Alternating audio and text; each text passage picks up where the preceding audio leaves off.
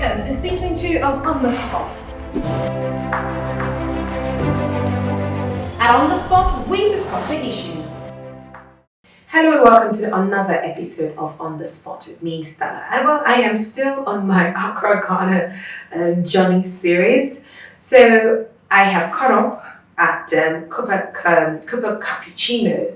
I've caught up with one of Ghana's amazing landscape and travel photographer who is on a journey to capture, present, and showcase, promote travel in Africa. That's none other than Steve Ababio. Hello and welcome to On the Spot. Hello, Stella. Thank you for having me. Thanks as well for deciding to come, talk to us and let people in Sierra Leone know what you've been up to. So, of course, you're an amazing photographer. Anyone who goes on Instagram and they see your handle is usually blown away by the pictures and the kind of pictures that you capture. But, one would be curious. How did you get into photography? That's an easy one. My dad was a photography enthusiast.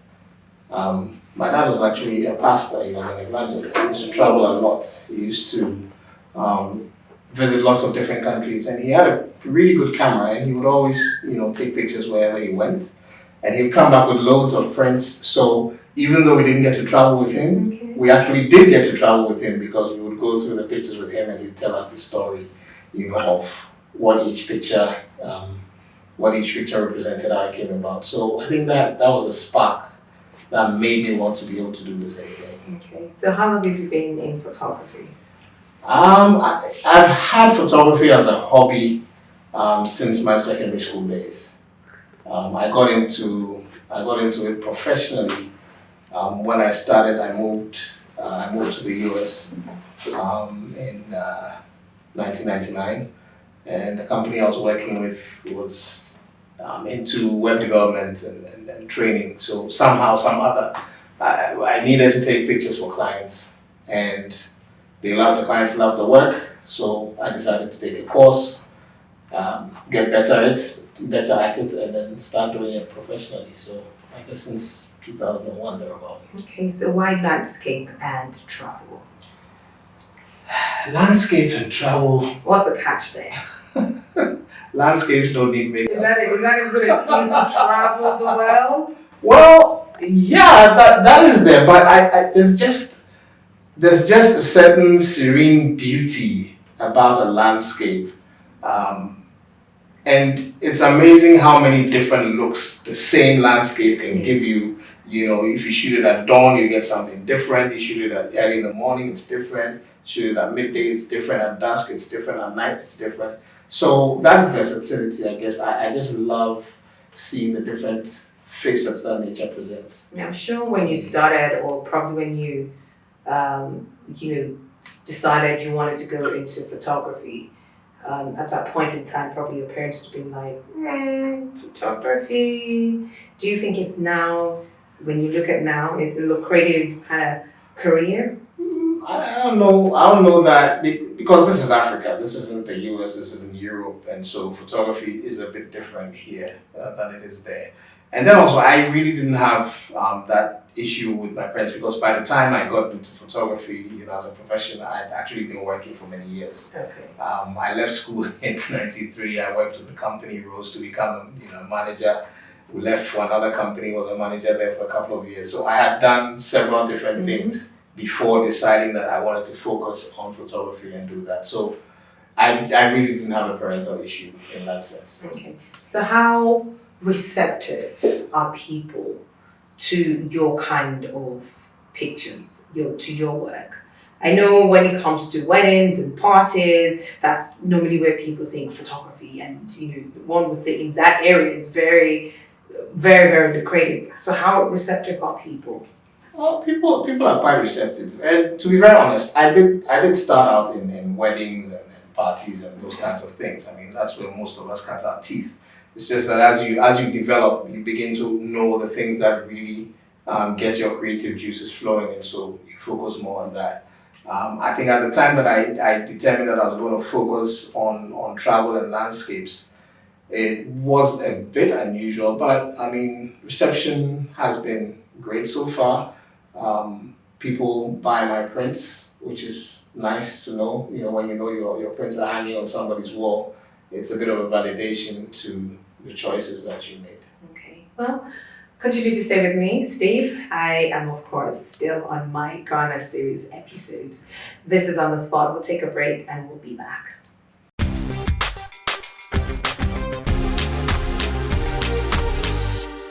Domestic revenue mobilization is a key instrument for the government of Sierra Leone in reducing poverty, increasing financial independence, achieving middle income status, and charting the path for new directions. From supporting the free quality education, good roads, healthcare, electricity, and more. Domestic revenue mobilization is very critical when it comes to national development. Through the Asikoda World, we have developed beautiful management tools. We have also developed systems in which it will bring transparency and help to the importer, to the broker. iTax is a platform for all your domestic taxes. The electronic cash register system is the game changer. Let's support government by paying our taxes. For more information, visit the nearest NRA office or log on to our website www.nra.gov.sl.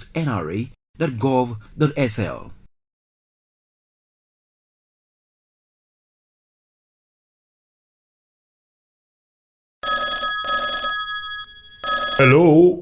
Hello, Mr. Abu. I am calling for your rental tax payment. Oh my goodness. Hello? This is a call from the Your colleague is on the other line. Can you just please hold? You're not a landlord or property agent. You don't hear about rental income tax. As property owner or agent where they collect rent, the law say you for pay tax and you tax identification number where they call team you they use for pay am. Yes, me famble them. The law say without this tax identification number, you not go able to pay your tax. And if you not pay your tax, the law go bet you tranga one. Welcome, sir. Please sit. Thank you. We don't make them easy for you now. The law say, since you the collect rent we pass 7.2 million leons, you for come to NIA and pay your rental tax just after we tenants don't pay you down. So no more calls from everywhere. You go just get one SMS or one phone call. We go remind you, sir. Thank you very much. For no more, go to any NIA office near you or visit www.nia.gov.sl. Remember, paying taxes is required by law.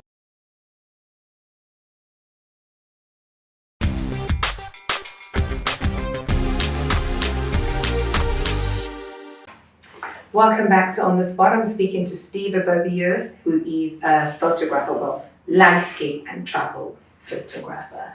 All right, so coming back now, we've talked a little bit about how you started and why you chose photography.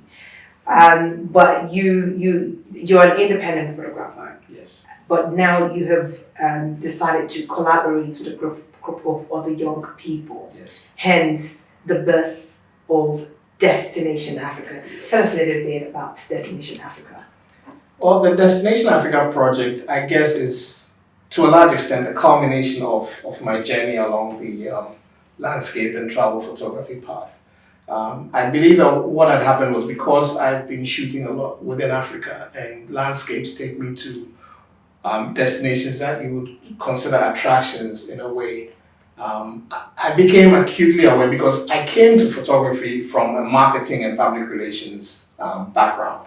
So in going along the journey that I took doing landscapes and travel, it always hits me that, and especially because of the fact that I've lived and traveled in other countries as well and seen how they maximize their tourism potential versus what we do with ours. It struck me that how come we're not making the kinds of, like, how come rural communities are so desperately poor when they are so rich in resources that everything around them says you shouldn't be poor, but you're poor. How does that make sense?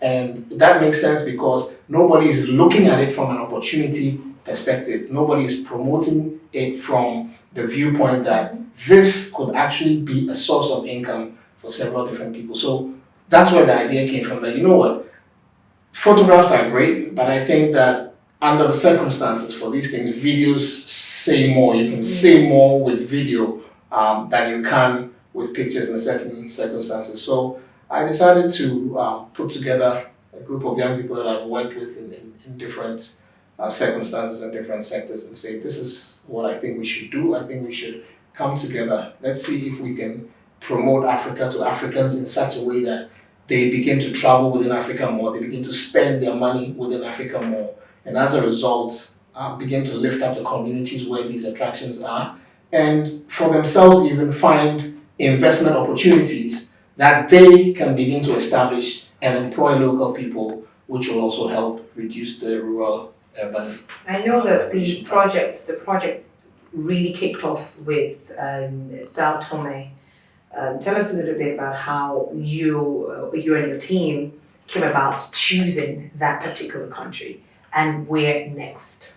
Well, the project kicked off because we wanted to go to Sao Tome. Okay. Now, between wanting to go to Sao Tome and actually getting to Sao Tome was quite a journey, okay. And a lot happened in between the desire and the actual.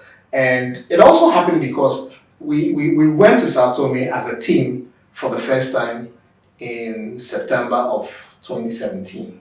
But I had been to Sao Tome 2 times before that. I had been in February of 2015 and again in October of 2015. So I had done a bit of groundwork and kind of knew my way around and knew what the potential and the possibilities were. The reason we wanted to do Sao Tome was that the Destination Africa project envisages doing what we do for countries. Okay. You know, for entire countries. And I felt that Sao Tome was a nice bite-sized country for us to experiment. Did our ideas make sense? Could we actually do what we said we wanted to do? Could we follow the plan that we laid out? If we gave ourselves X amount of time, could we actually capture an entire country? How would that work out? And so that's what led us to actually take that step. Okay. Amazing. All right, so that project, how far has it gone? Has it been a success? And would you be going back there?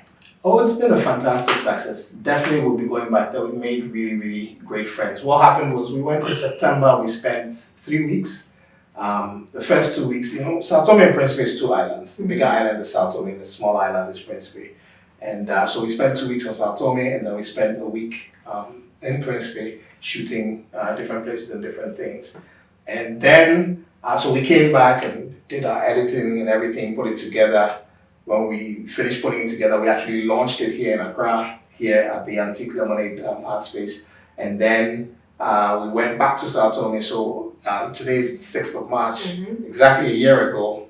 We actually went on the 3rd and stayed for a week. We went back to Sao Tome and went to launch the video there as well. It was extremely well received.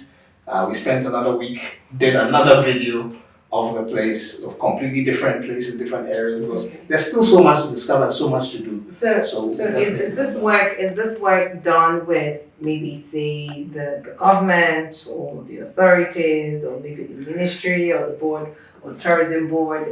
Is it done that way? Ideally, that's what we would like to do. That is what our aim is.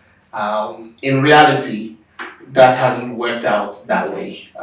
Dealing with African governments is an interesting endeavor. Let me just put it that way. Yes. So that hasn't quite worked out that way. But we decided to go ahead and do it anyway because we wanted to have something to show to other. I mean, that's the way life is. You will try 7 or 8 which won't work, but the one that does work, you know, you hit such a good point and a good stride with it that you're able to do so much more. So we're at that point where we are building something, we're showing what it is we can do, the level of quality that we can produce, and we expect that we will be able to come into a partnership sooner than later with a government or an organization that understands and appreciates what we do so that we can take it to the next level. So where next? Where next? Destination. The next destination, we are very much hoping that we can be in Sierra Leone soon. Did you hear that, guys? We're doing Ladies, the research for that, but we're really, really looking forward to be able to do Sierra Leone. Definitely Rwanda is in our sights, as you can see from the cap that I'm wearing. Namibia is also very high up on the list. So for us at this particular point in time, those three countries are what we are really looking at. Why those three countries? Those three countries, because for the Destination Africa project, we're trying to focus on countries that people don't automatically think of when they think of tourism in Africa. When you say tourism in Africa, people will probably automatically think Kenya. They'll think South Africa. Yes. They think Tanzania. Yes. Maybe Zimbabwe, and so on. But we want to go off the beaten path and promote those where the potential is huge, but we feel that not enough is being done in a certain way at a certain level of quality. So that's where we want to come in on that score. Okay, so we grabbed one of your videos and it's taken the spot for the video of the week. Here it is. Enjoy.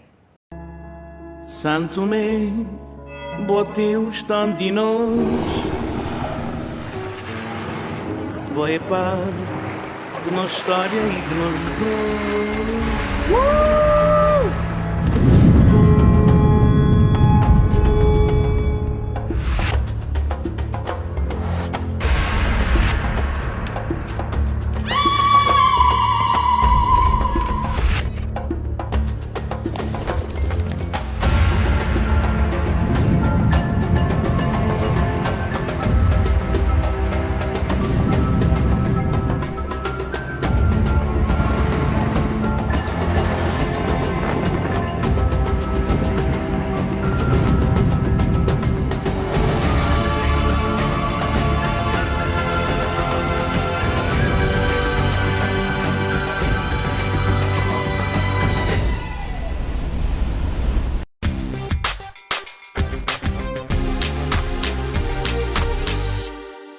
That's a really beautiful video. What does it really take to create such?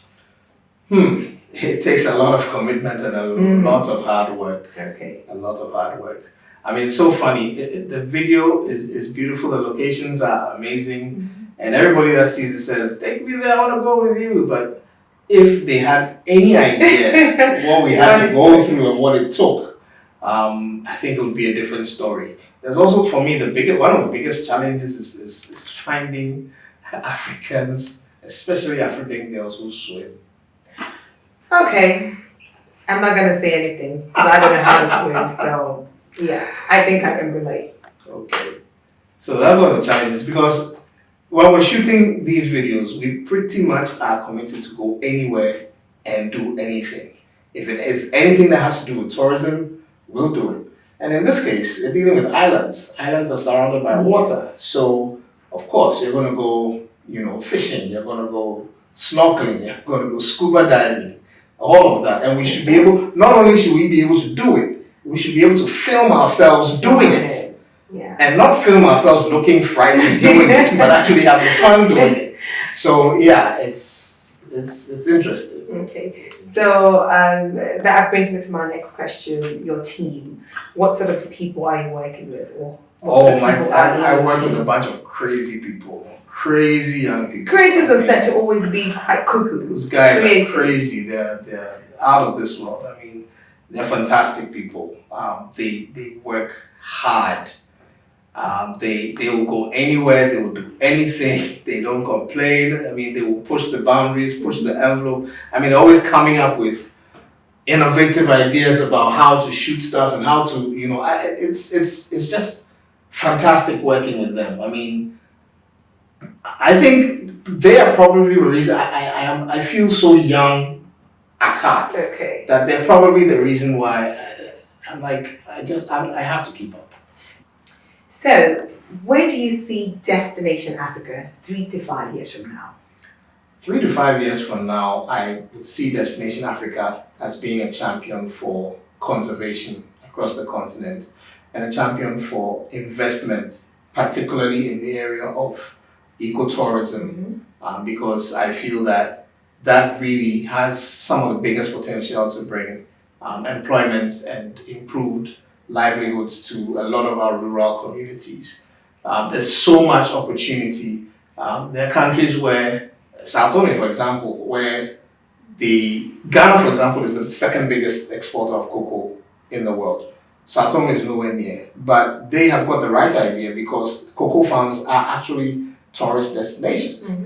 People want to just go and live on a farm for a couple of days and see how cocoa is grown. And they pay for that privilege. Why aren't we doing it? Why isn't Cote d'Ivoire doing it? There's lots of opportunities like that we want to highlight as a project. And I believe that 5 years from now, we want to be the recognized leader in that area, pushing the agenda for creating better livelihoods for Africans across the world. Thank you so much for joining me here on the spot, Steve. And we will be counting down to Sierra Leone's, the next destination, which is going to be Sierra Leone. We will be counting down. We're looking forward to it, and I really, really pray that it is Sierra Leone because it's been on my heart for quite a long time. A very long time. I have been looking forward to coming back, and hopefully. When was the last time you came to Sierra Leone? 2010. And how was it? It was awesome. The sad thing though was that I didn't get to see much of the country because we were stuck in Freetown the entire week that we were there. Okay. So I'm looking for an opportunity to really explore and see more, and make up for what we didn't get to see the last time we were there. Okay, well, Steve, Sierra Leone beckons on to you. This is, of course, On the Spot. We'll take a break and we'll be back.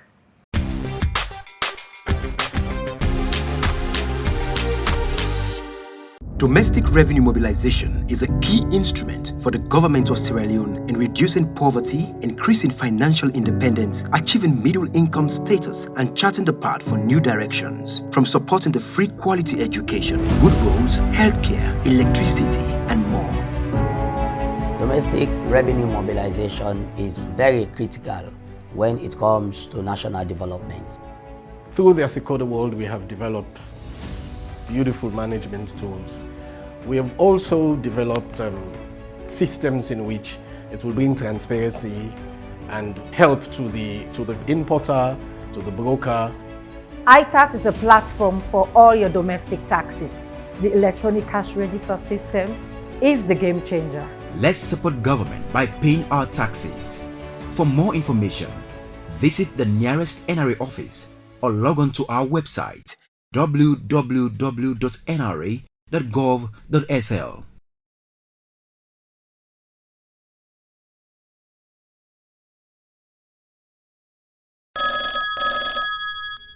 Hello? Hello, Mr. Abu. I am calling for your rental tax payment. Oh my goodness. Hello? This is a call from the... Your colleague is on the other line. Can you just please hold? You are a landlord or property agent? You don't hear about rental income tax? As property owner or agent where they collect rent, the law say you for pay tax and you tax identification number where they call team you they use for pay am. Yes, me fumble them. The law say without this tax identification number, you not go able pay your tax. And if you not pay your tax, the law go bet you tranga one. Welcome, sir. Please sit. Thank you. We don't make them easy for you now. The law say, since you the collect rent we pass 7.2 million leons, you for come to NIA and pay your rental tax just after we you tenants don't pay you down. So no more calls from everywhere. You go just get one SMS or one phone call. We go remind you, sir. Thank you very much. For no more, go to any NIA office near you or visit www.nia.gov.sl. Remember, paying taxes is required by law.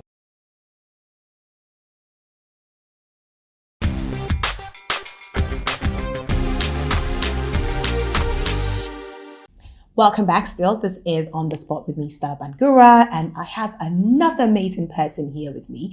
Well, I would not do a proper introduction because I think she's a bundle of so many things, but she is Franka Maria Andoh. Hello and welcome to On the Spot, Franka. How are you? I'm well. Okay, so you are a bundle of so many things. So that's why I'm letting you do us the justice. Who is Franka and what do you do? Because I know you are a business person, you are as well an author, but you're something else as well. I guess I can describe myself as a creative, and I've been blessed with a range of gifts that include writing, and I also own a business. I've been a business owner for 21 years. And I've just entered into filmmaking. So I think that I try and dabble in things that I find interesting or things that I feel I have a gift in. Okay. Creative. Where did that all come from?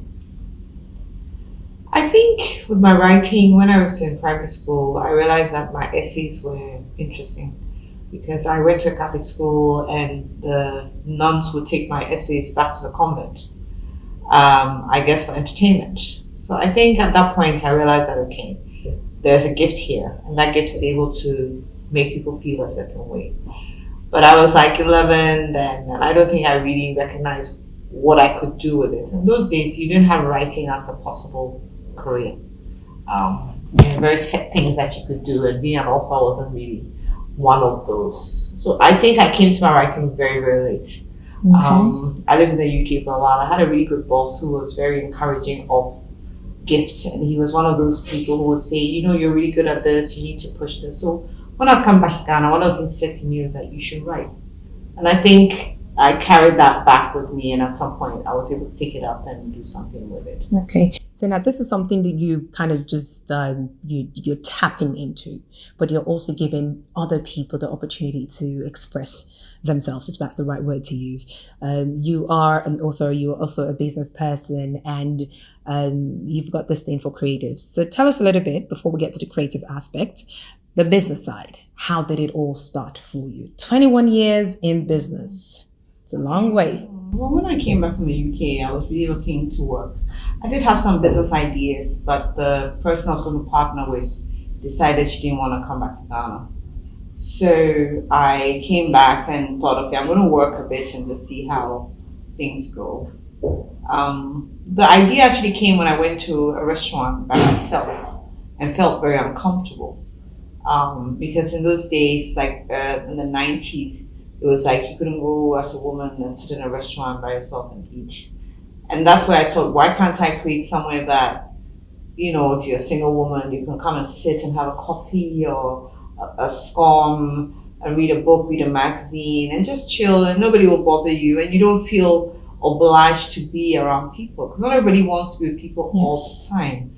So I think that was the seed of my coffee shop, that I wanted a space where it didn't matter what you wanted out of the space, it would do that for you. If you wanted to be alone, you'd be okay. If you wanted to be with people, you would be okay as well. So aside from the coffee shop, that's the Copper Cappuccino, aside from that, what other business are you into? Okay, I've just started a new company called Indigen Africa with my friend called Cynthia Abankwa. She's based in the UK. And basically what we're trying to do is put Africa out there in terms of products. But we're looking at like very high-end, very beautiful products that we can be proud of. And we're looking at products also that connect people in the diaspora to root. So for example, we do jewelry pieces that are very contemporary, very global, like you can wear them anywhere. But there's always an element of indigen, that's why it's called Indigen Africa. There's always an element of root and where you're from. So it's a new company. We started doing business in December, and we're kind of trying to build on the products that we're going to be offering. We want to take our time and lay out the products one after the other, and make sure that what we're offering is of a certain quality. I know that today you're having an event, and it's in memory of your mom, who seemed to be quite an interesting and unique person. How much of an influence did she have over you, and how much of it can you say today has made you delve into what you're doing today and has made you who you are today as well? My mother was the first woman that I saw who had her own business and had a certain level of independence, even though she was married. In that the fact that she controlled her finances allowed her to do certain things that made me realize that, there was something about being an independent woman.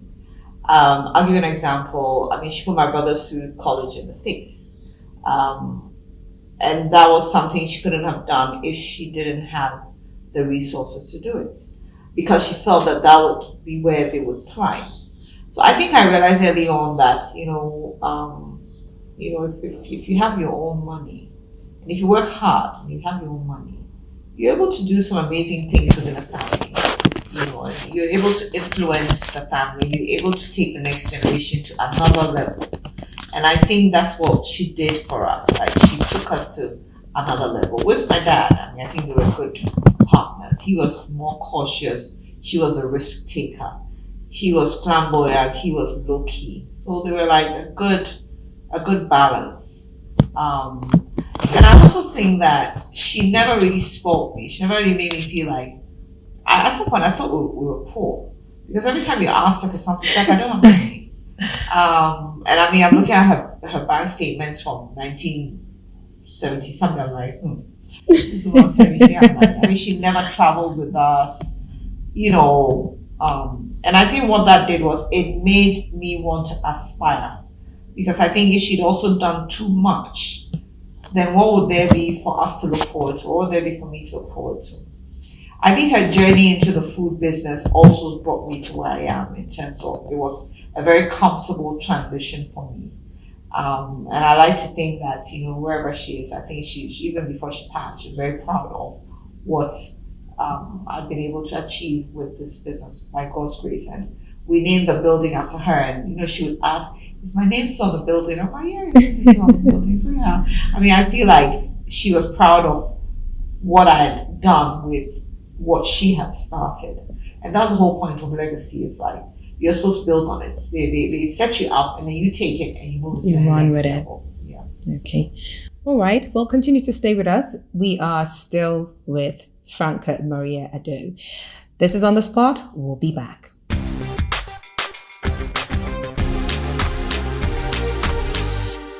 Domestic revenue mobilization is a key instrument for the government of Sierra Leone in reducing poverty, increasing financial independence, achieving middle-income status, and charting the path for new directions. From supporting the free quality education, good roads, healthcare, electricity, and more. Domestic revenue mobilization is very critical when it comes to national development.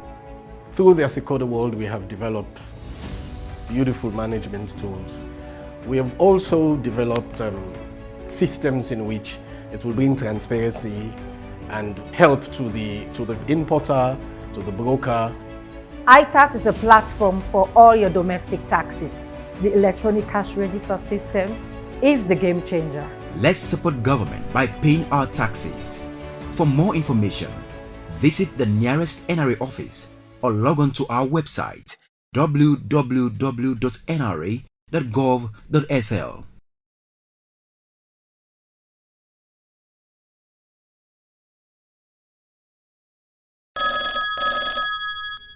Hello?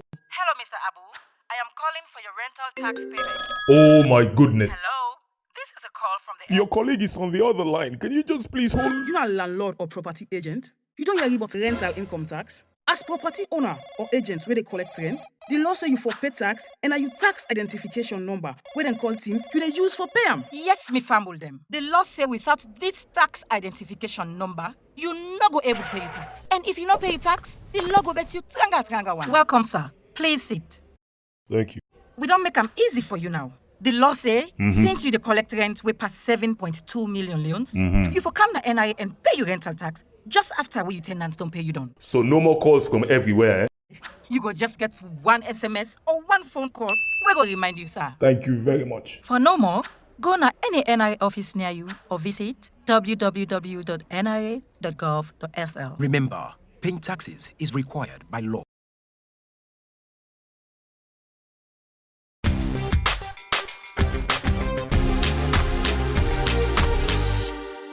Okay, welcome back. This is still On the Spot, and I have with me here Franka Maria Andoh. Yes, Franka. Okay, so you got into baking and pastries and everything. Of course, I believe that's from your mom. Well, actually, the truth is I don't like cooking. Okay. I like the idea of food and what it can do for people. Okay. But I'm not the one to go into the kitchen. So I will come up with like the concepts and ideas, and I will find the right people to execute. Okay. you know. So that was the only difference in how my mom operated, because she actually got involved in her baking and you know, her making of different you know, meals. But I'm more of the creative. Like I'm thinking, okay, if I position the sandwich like this, or if I put the filling this way or that way, how can I create something that will be not just delicious, but the client will find visually appealing. Okay.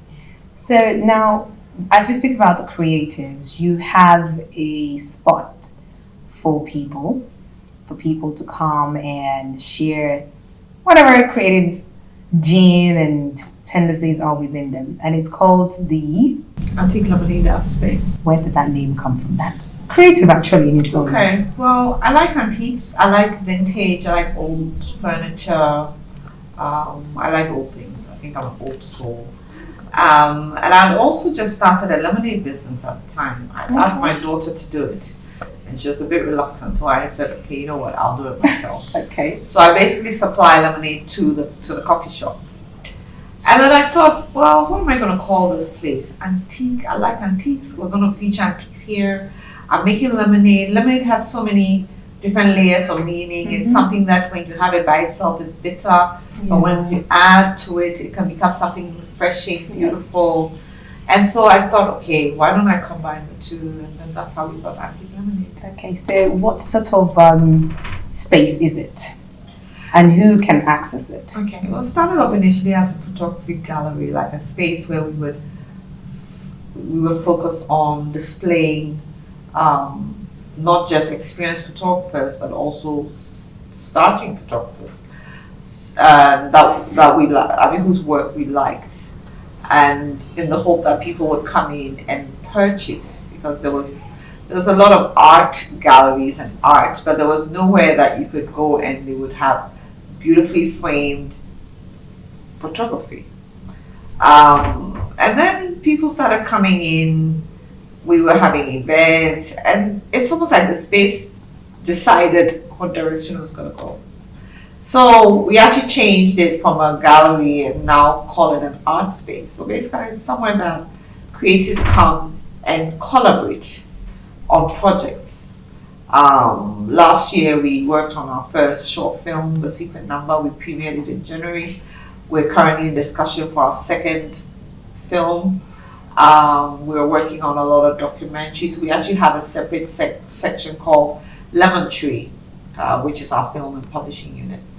And what's important to us is documentation, like the importance of documenting our stories and telling them ourselves, because it's our story. Nobody can tell a story better than the one who's actually experiencing it. So it's taking that narrative and making sure that we're taking some ownership of our culture and our stories and putting it out there the best that we can. And that's the direction that we have been going the last year. Okay. So what sort of people do you work with in terms of the film and production? Is it like with established acts or players in the industries, up and coming? What sort of people really work with you? I think it's a mix. I mean, we work with like the high-end photographers like Ababio. We also have young photographers who come in. We actually host the award ceremony for young photographers. So it's a space of encouragement and a space of sort of mentorship, where those who have walked the walk are now empowering those who are trying to sort of come up and establish themselves. You know, a whole range of people come through here: photographers, filmmakers, writers. We have writing workshops, and so it's just a space for creatives, as I said. But it's a space where it's like you're making a beautiful meal and everybody brings an ingredient. And that ingredient is their skill or their gift. And when it's all put together, it should be something enduring. Because for me, the whole idea is to have products that 10, 15 years down the line, this interview can be accessed 10 years down the line. It's timeless. It's not bound by time. Yeah. So when I say enduring, these are some of the things that I find enduring, because somebody might listen to this interview and be inspired. 10 years down the line, the message will still apply to somebody, So that's what we're trying to do within the space, sort of create things that will transcend time and be a good legacy, a source of inspiration and strength and encouragement, and hoping that the young folk will take it and move it to the next level. Okay. So since you're also endeared to kids, because you seem to have something as well for the young ones, you're an author. You could have written for any audience or any reader, but you chose kids. Why? And tell us a little bit about the story. Okay, well, firstly, I started off with children's books, purely because my daughter, who was an avid reader, and actually could read even before she knew how to read, because I would be reading to her, she would be repeating exactly what I was saying. I realized that I was struggling to find books that had characters that looked like her. Okay. And I think that if we want our kids to build their confidence, it's important that the literature and the visuals that surround them are empowering of them. And so that's how the first two books started off, Dokno the Donkey and Koko the Cockerel. Within Dokno the Donkey, it was based on a donkey that was right by her school. So even in the book, I have all her friends' names in the book. So the kids could really connect. You have food like Kelewele, which is something everybody loves. And then the landmarks, the setting in the stories, were buildings that the children can recognize. So I would take the artist to a part of Accra and say, this is where the story is set. I needed to replicate it. So that's how the journey started, because I felt that there was a strong need for what I would describe as culturally relevant books. But I don't just do children's books. I have a collection of short stories as well. And last year, by God's grace, I won an award for that. Congratulations. Thank you. And then I also have a book that I co-authored with a very prominent citizen called Mr. Samuel Kujeto. We wrote about his life story. He's been involved in politics for most of his life. A very strong member of the Rotary International. And he'd been trying to write his book for a while, and then, we were introduced by Steve Ababio, and eventually I ended up co-authoring his book with him, which was, for me, one of my real major achievements, because he's had a life that I think is very worthy of being documented. And that brings me back to my whole thing about documentation, so that the next generation have mentors and examples that they can now pattern their lives by. So how important is it to maintain that culture? Because even here in your home and looking at what you're doing and how you do it, you're very in tune with where you're coming from. It's very evident. But a lot of people would say, this is not just a Ghanaian thing, it's like an African thing where a lot of the young people are losing touch with their roots. How important and how can we as Africans, bring that back and actually enjoy being who we are and being proud of it? I think that I would say that when I went, because I went to live in the UK for 6 years, and I think when I went to the UK, in as much as the UK opened my eyes to the world and made me realize that there's a much bigger space beyond Ghana, I think that was also the space that I fell in love with being a Ghanaian and an African. That's where I would actually go actively look for my Ghanaian foods. That's where I would actively go to shops that had art and things that reminded me of home. And so it's like I went to England and I fell in love with myself there, because I had the space to fall in love with myself as well as here. I took things for granted, like it's there, you don't kind of respect it.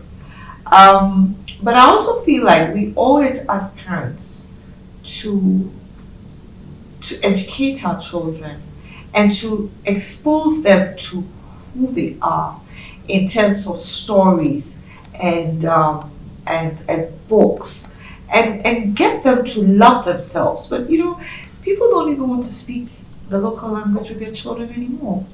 And the children who actually speak the local language get laughed at by their other friends, like, what are you saying? I mean, it's like a French child called Pierre who can't speak French. So your language, that is your language, your first form of identity, you've lost that. Where are we going? You know, and even those who live abroad, within the diaspora, bring the kids home. Bring them home, take them to the village where they started. Connect them. Because generations down the line, they'll have to go and do DNA tests to figure out where they're from. Why would you want to do that when you already have a root? And that's where this book comes in. Because the gentleman who commissioned me left Ghana when he was 8 to a boarding school in England, came back as an adult, had his children in the UK. His son went to America, married an African American, and his son was just almost 1 when his grandfather commissioned the book for him. And initially, I just thought he was being a posh grandfather, wanting a book for his less than 1-year-old grandson. But when I thought about it deeply, what I realized was he was establishing a root for the boy.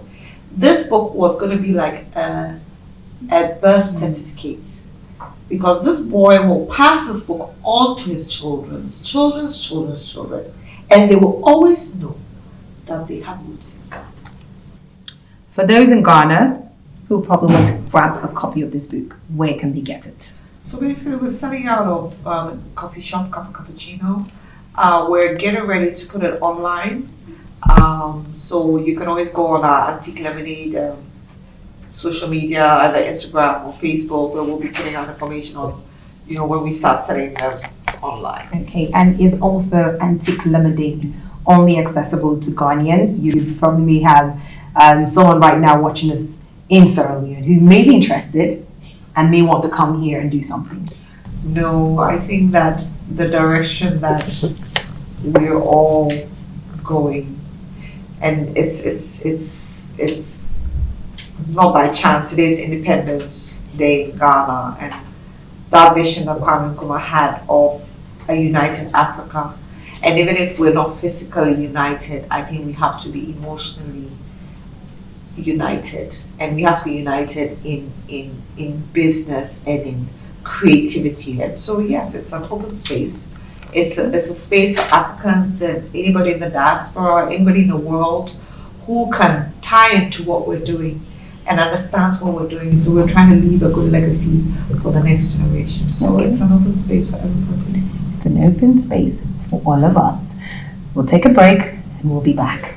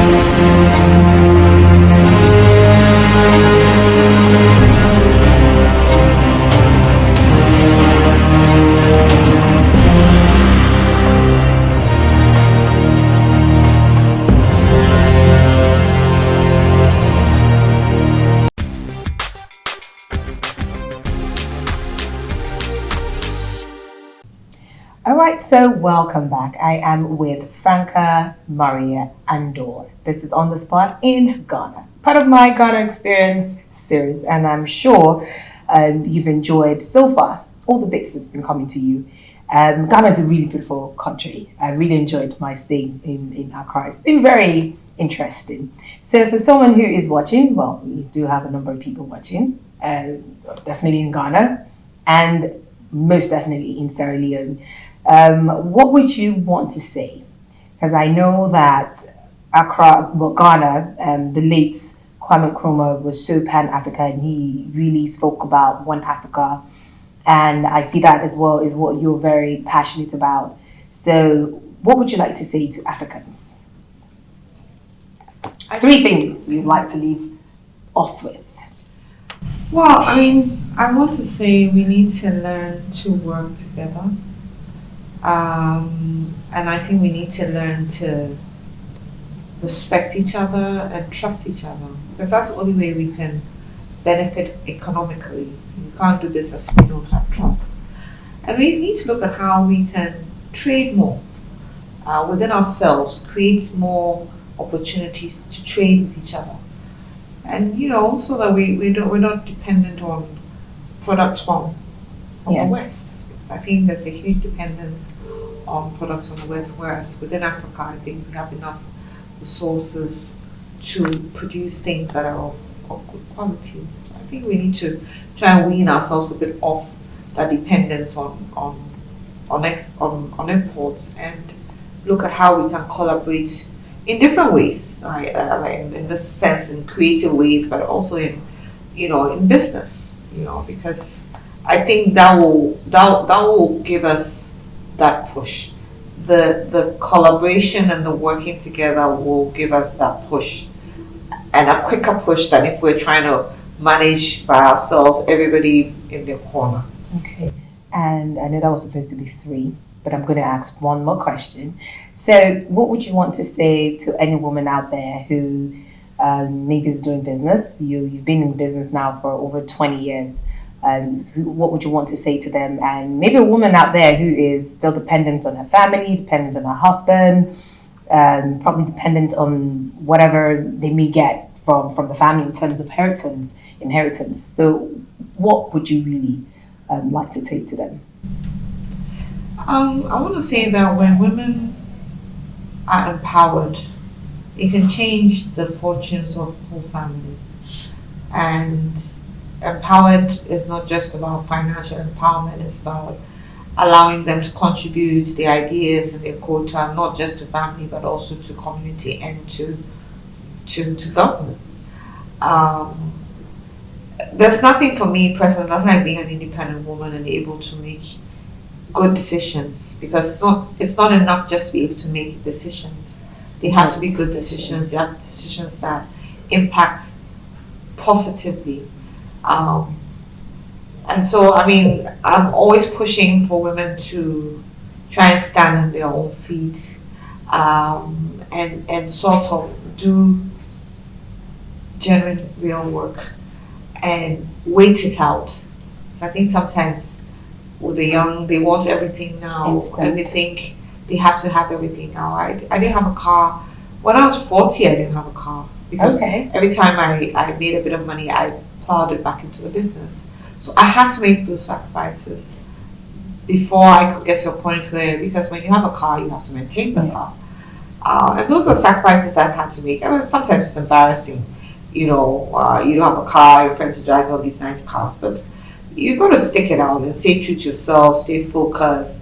And I always say, don't look at somebody else's soup, because you don't know what's going on in somebody's life. So stay focused, look at your plan, live your life, do the best you can do, strive for excellence. And, I always say, when you understand that we are born to serve, the prosperity will come. Thank you so much, Franka. It's been amazing. And thanks for having us here in this beautiful home of yours. I really love it. And I can see all of Ghana here. And most importantly, your mother. Thank you. She was really, really strong, very unique. And given the time that she lived, it takes a lot to be that kind of a woman. So thank you so much, Franka, for being on the spot. Here now are my final words.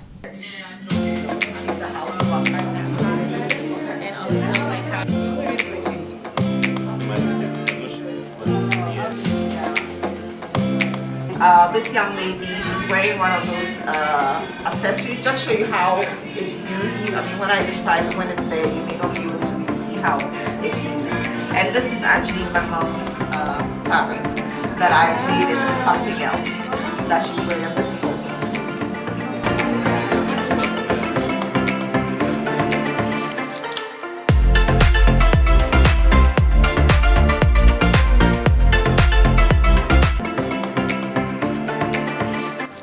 other women celebrate strong women is just so powerful. So thank you.